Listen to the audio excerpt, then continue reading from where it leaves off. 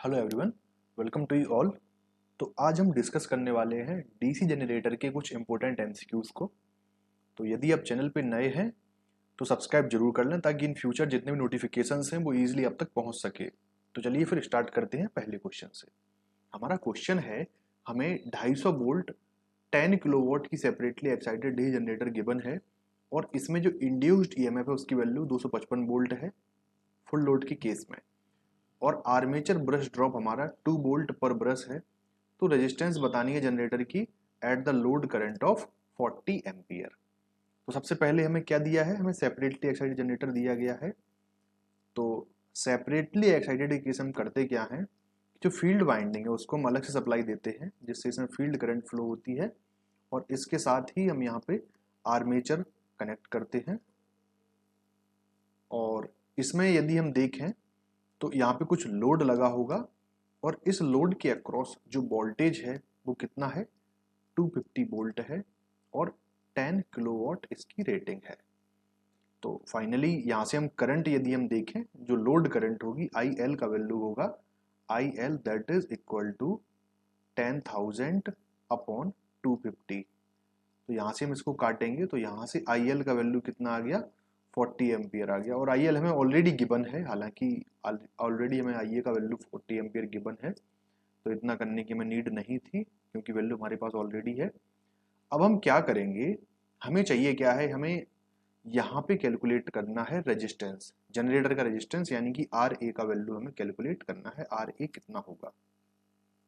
तो इसके केस में करंट इसमें से ये फ्लो कर रही है और यहाँ पे जो वोल्टेज है इंड्यूस्ड ईएमएफ उसकी वैल्यू कितनी है, 255 वोल्ट, यानी कि जो इंड्यूस्ड ईएमएफ है इसकी वैल्यू 255 वोल्टेज है।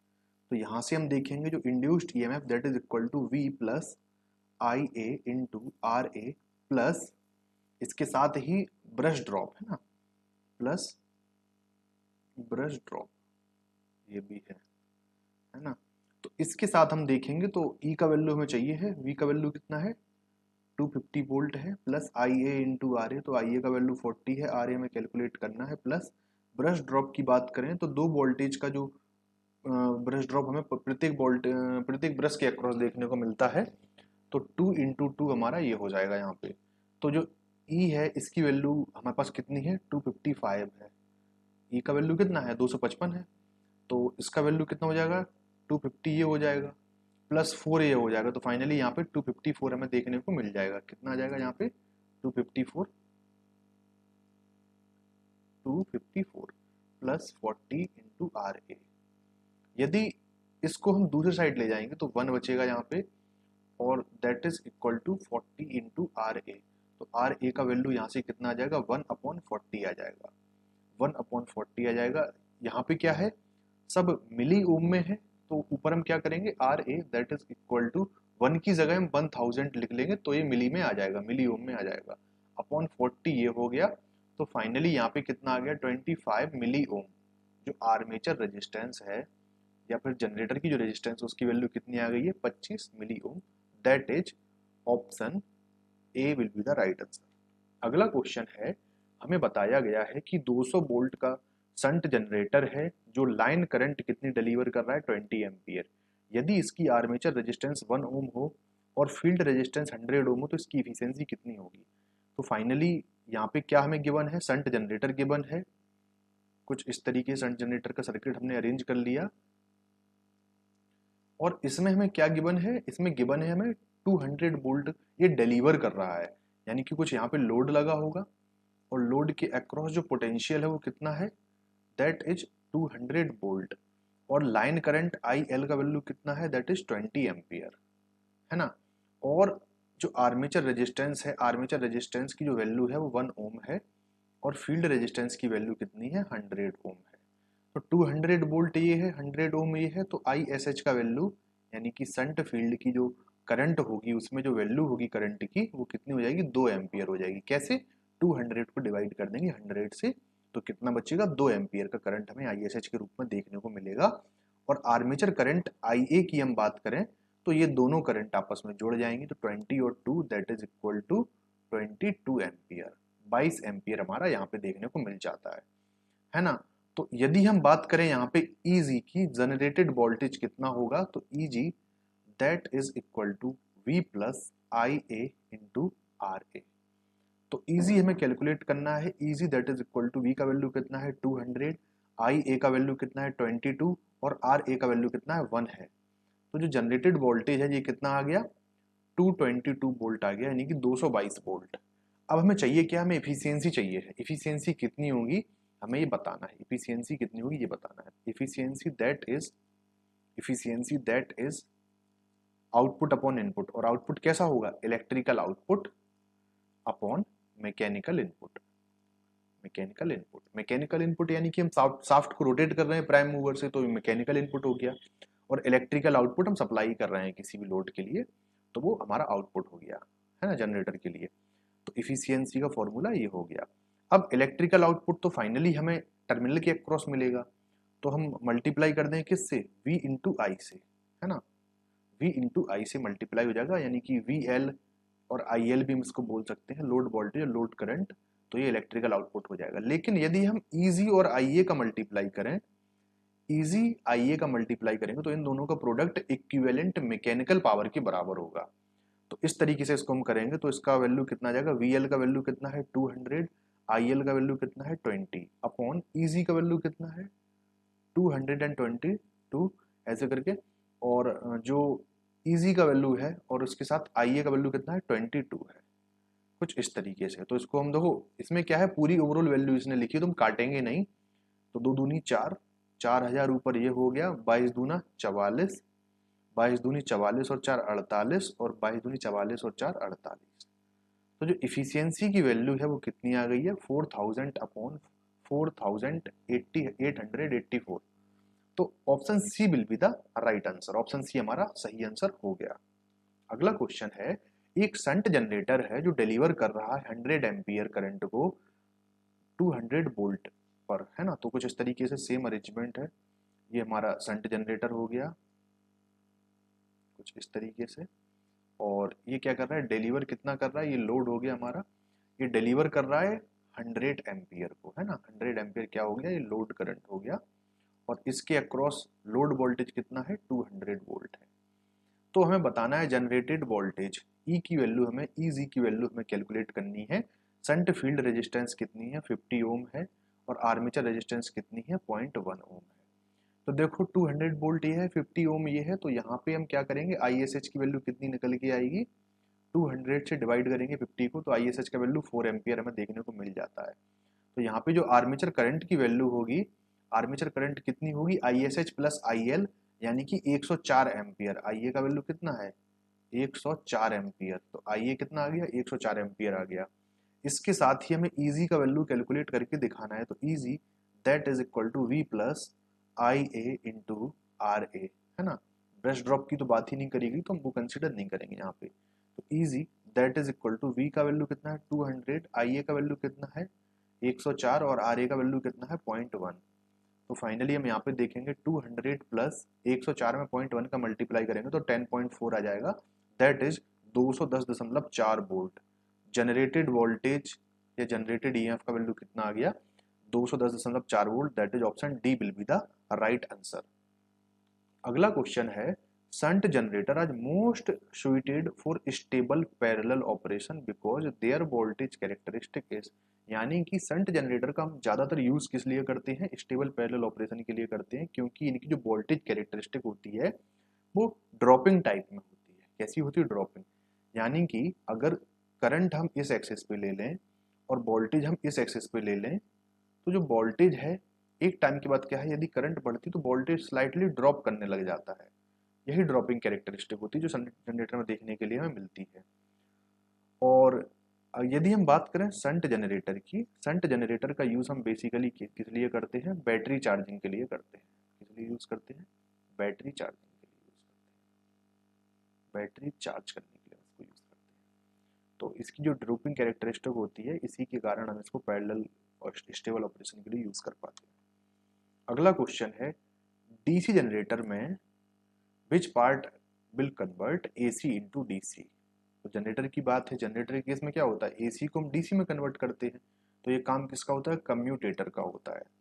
तो जनरेटर के केस में जो कम्यूटेटर होता है ना, it will work as a rectifier, rectifier की तरह काम करता है, यानी कि क्या करेगा, बाई डायरेक्शनल को यूनिडायरेक्शनल में कन्वर्ट करेगा, bidirectional to unidirectional, unidirectional, है ना।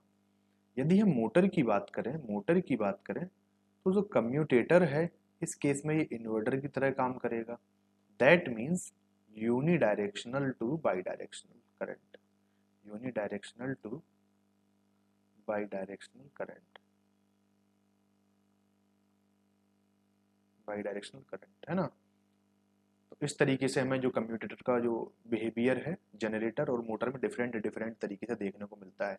यदि हम कम्यूटेटर सेगमेंट की बात करें, कम्यूटेटर सेगमेंट की बात करें, सेगमेंट की बात करें, तो जो कम्यूटेटर सेगमेंट होता है इसको बनाने के लिए हम हार्ड ड्रॉन कॉपर का यूज करते हैं, हार्ड ड्रॉन कॉपर का हम यूज करते हैं।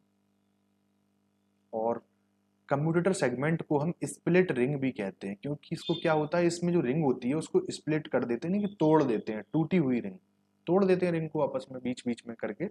और इसमें माइका का हम इंसुलेशन यूज करते हैं, दो कम्यूटेटर सेगमेंट के बीच में माइका का यूज होता है। और माइका का इंसुलेशन हम करते हैं, इंसुलेशन की थिकनेस कितनी होती है, 0.35 mm से लेके होती है 0.5 mm तक, कुछ इस तरीके से हम थिकनेस जो है डिसाइड करके रखते हैं। तो option A will be the right answer. अगला क्वेश्चन है, इनमें से कौन सा लिक्विड है जिसका यूज करते हैं कम्यूटेटर को क्लीन करने के लिए, डीसी जनरेटर के लिए। तो कम्यूटेटर को क्लीन करने के लिए हम किसका यूज करते हैं, कार्बन टेट्राक्लोराइड, ये जो केमिकल है इसका हम यूज करेंगे कम्यूटेटर सेगमेंट्स को क्लीन करने के लिए, उनको साफ करने के लिए। अगला क्वेश्चन है, silicon steel is use to reduce the losses of. तो सिलिकॉन स्टील का यूज हम करते हैं हिस्टेरेसिस लॉस को रिड्यूस करने के लिए।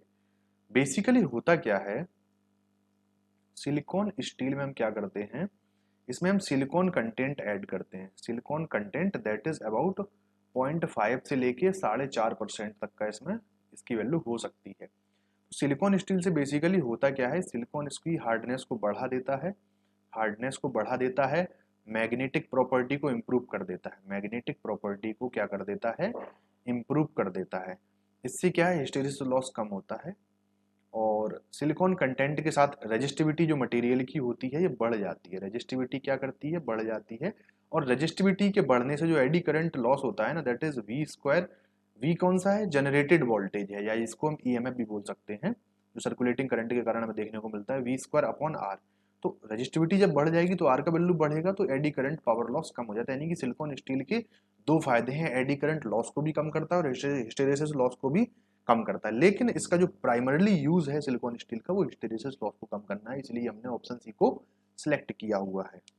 अगला क्वेश्चन है, एक 4 पोल डीसी जनरेटर है, लैप कनेक्टेड आर्मेचर है, इसमें फील्ड लैप कनेक्टेड है और आर्मेचर रेजिस्टेंस हमारा कुछ इस तरीके से 0.1 ओम है, ये हो गया हमारा फील्ड रेजिस्टेंस।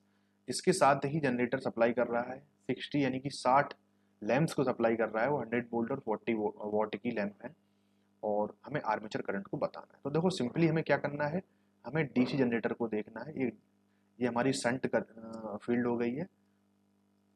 तो डीसी शंट जनरेटर हम बना लेते हैं, तो कुछ इस तरीके डीसी शंट जनरेटर हो गया, और यहाँ पे लोड लगा हुआ है। तो लोड में क्या लगा हुआ है, 100 वोल्ट है लोड के अक्रॉस, पहली चीज ये। दूसरी चीज क्या है, 60 हमने यूज करे हैं 40 वॉट के लैंप को, तो टोटल पावर कितनी हो जाएगी, 40 इंटू 60 कितना हो जाएगा पावर, टोटल पावर कितनी हो जाएगी, 40 वॉट हो गया, और 60 इसमें जो हम लैंप्स यूज कर रहे हैं वो है, तो 6 चौको 24 यानी कि 2400 वाट हमारा जो है पावर का वैल्यू आ जाता है। वी का वैल्यू 100 वोल्ट एंड पावर का वैल्यू कितना है, 2400 वॉट। अब जो करंट होगी I, that is equal to 2400 upon 100, that is I का वैल्यू कितना आ गया, 24 एम्पियर। तो आई का वैल्यू यहाँ पे कितना है, 24 एम्पियर। जो आई एल का वैल्यू है वो 24 एम्पियर है, वी की वैल्यू 100 है। और यदि हम बात करें फील्ड वाइंडिंग की, तो फील्ड वाइंडिंग का रेजिस्टेंस कितना है, 50 ओम है। तो 50 ओम और यहाँ पे जो वोल्टेज है वो 100 ओम है, तो 100 ओम वोल्टेज इसके अक्रॉस भी होगा। तो 100 अपॉन 50 करेंगे तो ISH का वैल्यू कितना आ जाएगा, दैट इज 2 एम्पियर। तो फाइनली यहाँ पे जो करंट होगी उसकी वैल्यू 26 एम्पियर हमारी आ जाती है। तो आर्मेचर करंट की वैल्यू कितनी आ गई हमारी, 26 ampere, that is option B will be the right answer. तो आर्मेचर करंट हमसे पूछा गया था, दैट इज 26 एम्पियर, आंसर हमारा देखने को मिल जाता है। अगला क्वेश्चन है डीसी जनरेटर में winding losses is proportional to windage है, सॉरी विंडेज लॉसेस है। तो देखो friction and windage losses, frictional and windage losses, windage losses, या फिर हम इसी को मैकेनिकल लॉसेस भी कहते हैं। क्या कहते हैं? मैकेनिकल लॉसेस भी कहते हैं, मैकेनिकल लॉसेस भी हम इसको कहते हैं। That is directly proportional to speed का स्क्वायर, एन का स्क्वायर। तो फ्रिक्शनल और विंडेज लॉसेस या फिर हम मैकेनिकल लॉसेस कहें तो डायरेक्टली ये किस पे डिपेंड करता है? आर्मेचर के स्क्वायर ऑफ स्पीड पे। तो that is option D will be the right answer. यहाँ पे डी ऑप्शन करेक्ट हो जाएगा। अगला क्वेश्चन है pick the right way to refer to the no load saturation characteristic, यानी कि जो नो लोड सैचुरेशन कैरेक्टरिस्टिक है या फिर जो मैग्नेटिक कैरेक्टरिस्टिक है या जो ओपन सर्किट कैरेक्टरिस्टिक है डी जनरेटर की, तो किस किस के बीच में देखने को मिलती है? तो that is about open circuit characteristic है तो यहाँ पे ई नॉट हमें देखने को मिल जाएगा, है ना। जनरेटेड ई नॉट का मतलब क्या है? EMF induced, EMF induced when load terminal is open, load terminal is open, load terminal is open. ये क्या बताता है? ई नॉट को बताता है। और आई एफ क्या हो गया? I F that is equal to field current. जो फील्ड वाइंडिंग है उसमें से फ्लो होने वाली करंट आई एफ को इंडिकेट करती है। तो आई एफ और ई नॉट के बीच का जो ग्राफ होता है उसको हम नो लोड सैचुरेशन कैरेक्टरिस्टिक या मैग्नेटिक कैरेक्टरिस्टिक या ओपन सर्किट कैरेक्टरिस्टिक किसी डीसी जनरेटर के लिए हम कहते हैं। तो option B will be the right answer. अगला क्वेश्चन है the effect of iron loss on DC generator is, यानी कि जो आयरन लॉस है, आयरन लॉस होने का जो इफेक्ट है वो डी जनरेटर पे क्या होता है? तो इसकी जो इफिशियंसी है वो कम हो जाती है। सिंपल सी बात है, efficiency that is equal to output upon output plus losses. Output plus losses एक फॉर्मूला ये हो गया अपना, और एक फॉर्मूला अपना ये होता है आउटपुट अपॉन इनपुट, एक फॉर्मूला ये हो गया। तो देखो सिंपल सी बात है, यदि हम लॉसेस को बढ़ाएंगे, जब लॉसेस बढ़ेगा तो जो इफिशियंसी होगा वो कम हो जाएगी। तो लॉसेस कहीं ना कहीं जो इफेक्ट होता है लॉसेस का वो इफिशियंसी को कम कर देता है या इफिशियंसी को खत्म कर देता है। तो इसके लिए जो ऑप्शन है ये हमारा सही आंसर हो जाएगा। अगला क्वेश्चन है keeping pole flux constant if speed of DC shunt generator is double then generated EMF is, यानी कि अगर हम क्या करें फ्लक्स को कांस्टेंट कर दें, फ्लक्स कांस्टेंट करने की बात कर दी है, ठीक है ना। यदि हम स्पीड को n2 को हम क्या कर दें? डबल कर दें, किससे? n1 से, यानी कि पुरानी स्पीड से डबल कर दें नई स्पीड को, तो ये ठीक है। तो जनरेटेड ईएमएफ क्या होगा? ईएमएफ जनरेट क्या होगा? तो EMF that is equal to k phi n, या फिर हम इसको ऐसे लिख सकते हैं E directly proportional to phi into N. देखो फाई तो कांस्टेंट हो गया अपना, फाई क्या है? कांस्टेंट हो गया। तो इस केस में जो ई होगा डायरेक्टली डिपेंड किस पे करेगा? एन पे करेगा। यदि आप एन को डबल करोगे तो ईएमएफ भी डबल हो जाएगा, इसको 4 टाइम करोगे एन को तो ईएमएफ 4 टाइम हो जाएगा। तो इसमें ईएमएफ को यदि हम डबल करेंगे ना तो जो जनरेटेड ईएमएफ होगा ना वो भी कितना हो जाएगा? That will also be double, ये भी डबल हो जाएगा जनरेटेड ईएमएफ। अगला क्वेश्चन है interpoles in DC machine are used to, यानी कि डीसी मशीन में जो हम इंटरपोल यूज करते हैं उसका मेन जो पर्पज है वो क्या है? तो देखो ये तो हमारा आर्मेचर हो गया, इसके साथ हमने फील्ड पोल कनेक्ट कर दिए, ये फील्ड पोल कनेक्ट हो गए, इस पे हमने फील्ड वाइंडिंग कर दी इस तरीके से, ठीक है ना। लेकिन इसके साथ में हम क्या करते हैं? क्यू एक्सिस के अलोंग हम पतले पतले पोल यूज करते हैं कुछ इस तरीके से। तो इन्हीं पोल्स को हम क्या कहते हैं? इन्हीं दोनों पोल को हम क्या कहते हैं? इंटरपोल, इंटरपोल या कम्यूटेटिंग पोल, कम्यूटेटिंग पोल या कम पोल भी इनको हम कह सकते हैं। बेसिकली यदि हम बात करें इंटरपोल की तो इनका जो पर्पज है, इनका जो पर्पज है, इनका जो पर्पज है to nullify, nullify reactance voltage, जो रिएक्टेंस वोल्टेज है उसको नलीफाई करना इनका मेन पर्पज है। और इसके साथ ही ये रिड्यूस करती है, रिड्यूस करती है, reduce the effect of armature reaction, armature reaction. लेकिन आर्मेचर रिएक्शन यदि हम रिड्यूस करवाना चाहते हैं तो इसके लिए हमें इसमें टर्न्स की संख्या को थोड़ा सा बढ़ाना पड़ेगा, लेकिन इसका प्राइमरी जो पर्पज है वो क्या है? रिएक्टेंस वोल्टेज को नलीफाई करना या फिर to make sparkless commutation, to make sparkless commutation, to make sparkless commutation, to make sparkless commutation, है ना। तो कम्यूटेशन को स्पार्कलेस बनाना भी इसका काम है, क्योंकि जो रिएक्टेंस वोल्टेज है, रिएक्टेंस वोल्टेज बेसिकली जो करंट है, जो करंट है, करंट में जो चेंज हुआ है ना, करंट क्या है, इस क्यू एक्सिस के अलाउंग जैसी दूसरी पोजीशन में जाएगी, दूसरे साइड जाएगी, तो उस केस में क्या होगा, करंट की डायरेक्शन चेंज होगी। जब करंट की डायरेक्शन चेंज होती है तो रिएक्टेंस वोल्टेज जनरेट हो जाता है। तो जब रिएक्टेंस वोल्टेज जनरेट होगा तो ये क्या करेगा, उसी चीज का अपोज करेगा जिससे कि यह पैदा हुआ है। तो यानी कि ये करंट के रिवर्सल का अपोज करने लगता है, यानी कि प्रॉब्लम ज्यादा हमारी क्रिएट हो जाती है। तो उसके लिए हम क्या करते हैं, उसके लिए हम इंटरपोल वाइंडिंग यूज करते हैं, इंटरपोलर वाइंडिंग यूज करते हैं। और इस वाइंडिंग को यूज करने से क्या होता है, बेसिकली आर्मेचर जो कंडक्टर है उसी से कनेक्टेड होते हैं, उसके सीरीज में कनेक्टेड होते हैं, लेकिन इसमें जो फ्लक्स जनरेट होता है इससे, वो अपोजिट डायरेक्शन में जनरेट होता है। आर्मेचर से अपोजिट डायरेक्शन में, जो आर्मेचर फ्लक्स है उससे अपोजिट डायरेक्शन में फ्लक्स जनरेट होने को हमें देखने को मिलता है। तो ये क्या करता है, जो रिएक्टेंस वोल्टेज का इफेक्ट है वो टोटली नलीफाई हो जाता है, किससे, by using the interpolar winding या इंटरपोल। तो इसका जो मेन पर्पज है वो क्या है, to reduce the effect of armature reaction. अगला क्वेश्चन है, which two main part are generally there in any electrical machine. तो जनरली दो पार्ट कौन कौन से होते हैं, एक स्टेटर होता है और एक रोटर होता है। अगला क्वेश्चन है, which is the rotating part of DC machine called, है ना। यानी कि डीसी मशीन का जो रोटेटिंग पार्ट होता है उसको हम क्या कहते हैं, तो उसको हम आर्मेचर कहते हैं। डीसी मशीन की बात करी गई है, डीसी मशीन की बात करी गई है, तो रोटेटिंग पार्ट क्या है, रोटेटिंग पार्ट क्या है, इसके केस में आर्मेचर है, ठीक है नहीं। यदि हम एसी मशीन की बात करते, एसी मशीन की बात करते, तो एसी मशीन के केस में जो रोटेटिंग पार्ट हो जाता, रोटेटिंग पार्ट हो जाता है वो क्या हो जाता है, वो फील्ड हो जाता है, या फिर इसको हम रोटर भी कह सकते हैं, लेकिन फील्ड ज़्यादा सही है, क्योंकि फील्ड जो है वो रोटेट करती है। और जो स्टेशनरी पार्ट होता, स्टेशनरी पार्ट होता वो कौन सा हो जाता है, वो हो जाता armature. That will be stationary part armature हो जाता है, किसके केस में, एसी मशीन के केस में।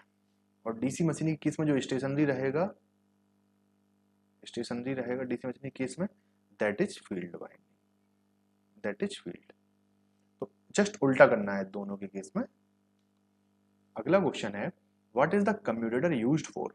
तो कम्यूटेटर का यूज हम किस लिए करते हैं, है ना। तो इसका यूज हम करते हैं डीसी मशीन के लिए, डीसी मशीन में हम कम्यूटेटर का यूज करते हैं। कम्यूटेटर को हम क्या क्या कहते हैं, कम्यूटेटर को पहले हम कहते हैं स्प्लिट रिंग, क्योंकि इसको स्प्लिट रिंग्स के बीच रूप में तोड़ा जाता है, या इसी को हम क्या कह सकते हैं, स्लिप रिंग भी कई बार कह देते हैं हम इसको, है ना। लेकिन स्लिप रिंग ज़्यादा सही नहीं, क्योंकि स्लिप रिंग एक कंटिन्यूस रिंग होता है, जबकि स्प्लिट रिंग क्या होता है, बीच में टूटा हुआ रिंग होता है। इसमें हम माइका का यूज़ करते हैं, माइका यानी अब्रक का यूज़ करते हैं दो कम्यूटेटर सेगमेंट्स के बीच में एज ए इंसुलेशन के रूप में। और इसमें जो थिकनेस हम यूज़ करते हैं 0.35 से लेके 0.5 mm की थिकनेस हम इसमें यूज़ करते हैं।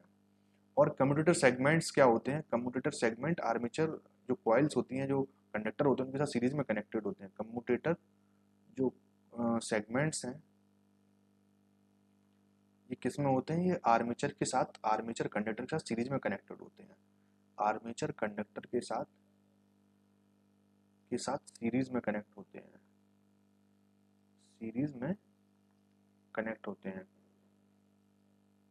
यानी कि जितने आर्मेचर कंडक्टर होंगे, जितने आर्मेचर कंडक्टर होंगे, armature conductor equal to number of commutator segment, number of commutator segment. तो option D will be the right answer. अगला क्वेश्चन है, in resistance commutation, resistance commutation में फोकस किया गया है यहाँ पे।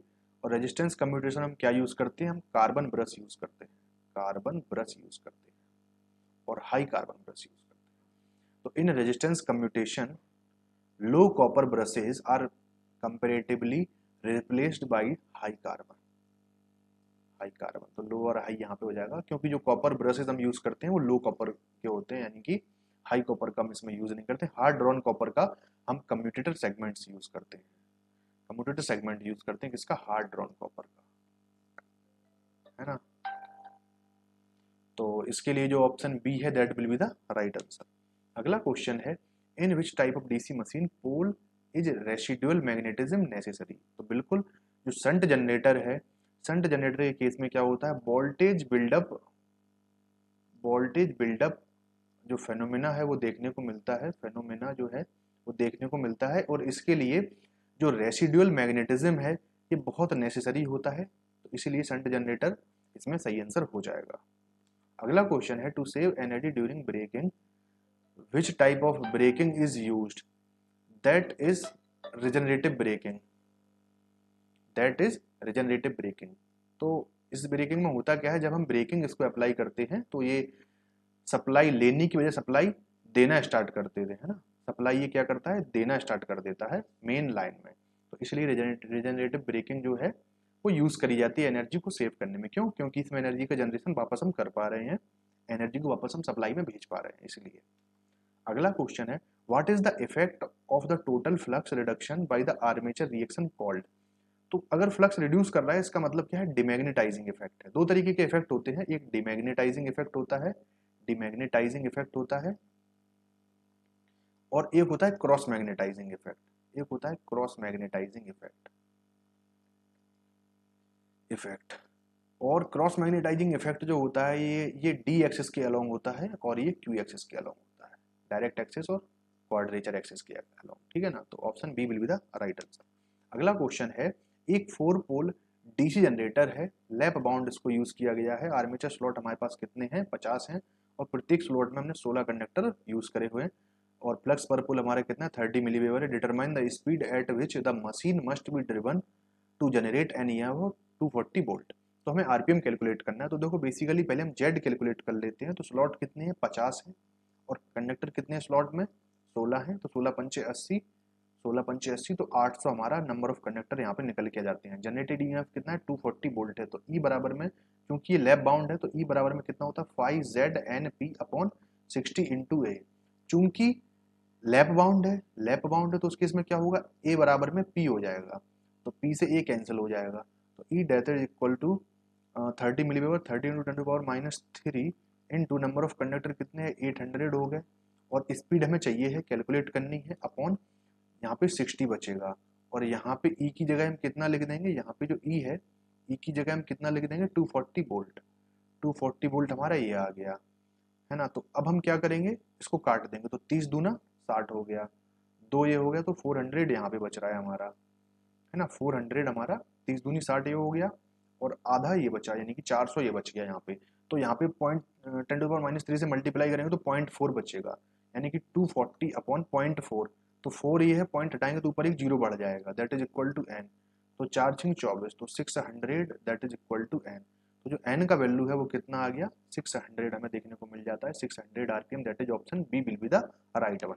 अगला क्वेश्चन है, what type of generator should be use for electric booster. तो बूस्टर की तरह हम किसको यूज करते हैं, सीरीज जनरेटर को हम यूज करते हैं बूस्टर की तरह। क्यों? क्योंकि इसको हम लार्ज डिस्टेंस के लिए यूज कर सकते हैं, क्योंकि इसका जो कैरेक्टरिस्टिक होती है कुछ इस तरीके से होती है, इसकी कुछ इस तरीके से इसकी कैरेक्टरिस्टिक हमें देखने को मिलती है, इस तरीके से राइजिंग होती है, यानी कि जैसे जैसे करंट बढ़ेगा वैसे वैसे जो वोल्टेज है वो भी बढ़ जाएगा, है ना, उस हिसाब से इसका जो स्ट्रक्चर है वो देखने को मिलता है हमें। तो सीरीज जनरेटर का हम यूज करते हैं एज इलेक्ट्रिकल बूस्टर।